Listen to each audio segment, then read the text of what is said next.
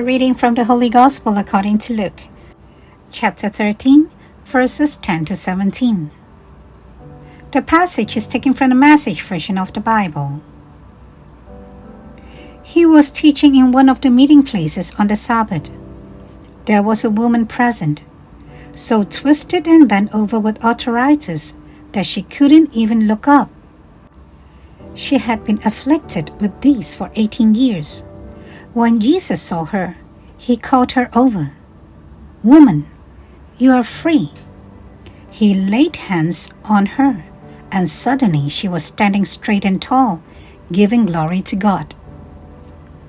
The meeting place's president, furious because Jesus had healed on the Sabbath, said to the congregation, "6 days have been defined as work days. Come on, one of the 6 if you want to be healed, but not on the 7th, the Sabbath." But Jesus shot back, "You frauds! Each Sabbath, every one of you regularly unties your cow or donkeys from the stall, leads it out for water, and thinks nothing of it. So why isn't it all right for me to untie this daughter of Abraham and lead her from the stall where Satan has had her tied these 18 years? When he put it that way, his critics were left looking quite silly and red-faced. The congregation was delighted and cheered him on. The Gospel of the Lord. Good morning. Welcome to Coffee with God, and I am Father Joseph Matthew. Today, on the 27th of October, we reflect on the Holy Gospel according to St. Luke, chapter 13, verses 10 to 17. Love before the law. Today's Gospel presents us with a powerful scene. Jesus is teaching in the synagogue when he notices a woman who has been bent over for 18 long years. Without hesitation, he calls her, lays his hands on her, and she is healed, able to stand tall again. But instead of rejoicing, the leader of the synagogue criticises him. "There are 6 days for work. Come and be healed on those days, not on the Sabbath," he says. He cannot even bring himself to confront Jesus directly. He speaks to the crowd, clinging to rules rather than celebrating mercy. Jesus unmasks the contradiction.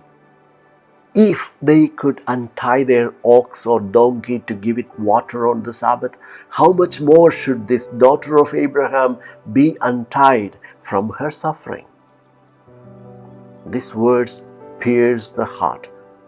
Human dignity always comes before legalism, love before the system.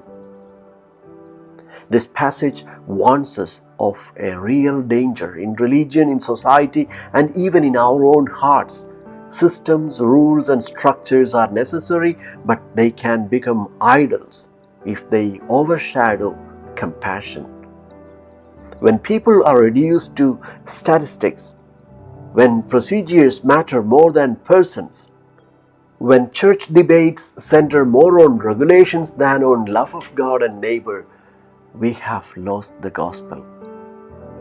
Jesus also shows us the urgency of compassion. The woman could have been healed the next day without controversy, but Jesus refuses to postpone mercy. He does not delay in lifting burdens. And why should we? How often do we put off forgiveness, reconciliation, or a simple act of kindness for another day? Yet love is always for today. The Gospel reminds us of the heart of Christianity. God sees each person, calls them by name, and sets them free. True discipleship means doing the same, placing people before systems, mercy before rules, and love before delay. May we learn from Jesus to untie burdens quickly, to never postpone compassion, and to remember that before God, each person matters infinitely.